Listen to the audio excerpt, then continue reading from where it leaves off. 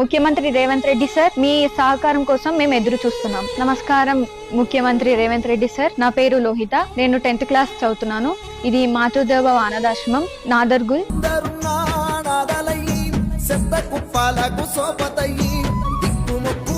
వాళ్ళ తీరు రోడ్డుపై పడుకుంటే కంట నీరు, దిక్కుమొక్కులేని వాళ్ళ తీరు రోడ్డుపై పడుకుంటే కంట నీరు. ఇక్కడ మతిస్థిమితం కోల్పోయిన 130 మంది అభాగ్యులు ఉన్నారు. వీళ్ళందరూ కూడా మతిస్థిమితం కోల్పోయి మనం తిని పడేసిన పదార్థాలు తింటూ రోడ్ పైన జీవనం గడిపిస్తుంటారు సార్. వీరికి మేము ఒక షెల్టర్ అయితే కల్పించాము. మీరు పేద ప్రజలకు ఎన్నో పథకాలు అమలు చేశారు. మీరు ఎంతో మంది పేద ప్రజలకు ₹1 కేజీ బియ్యం అందిస్తున్నారు సార్. సో ఇక్కడున్న 130 మందికి కూడా మీరు ₹1 కేజీ బియ్యం అందిస్తే వీరికి 3 పూటల భోజనం అందిస్తాము సార్.